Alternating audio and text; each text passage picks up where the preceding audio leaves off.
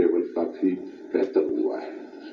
ہم دنیا سے اپنے ریلیشن بہتر کر رہے ہیں. ہم اسمگلنگ کو کل کرنے جا رہے ہیں.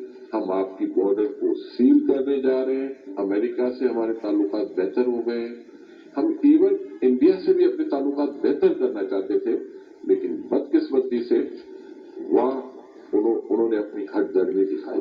پہلے ٹورسٹ پاکستان کا رخ نہیں کرتے تھے. اس سال 9 لاکھ لوگ پاکستان آئے ہیں. اس کے بعد انہوں نے کہا کہ ہم اپنی ویزا پالیسی کو کافی نرم کر رہے ہیں تاکہ دنیا کے لیے آسانی ہو. جب ہم چائنا سے پوچھتے ہیں تو چائنا کہتا ہے ہم نے پاکستان کو $12 بلین ایکسپورٹ کیا ہے، اور یہاں ہم چیک کرتے ہیں تو ہمارے یہاں سے $6 بلین کی امپورٹ بھی ہے.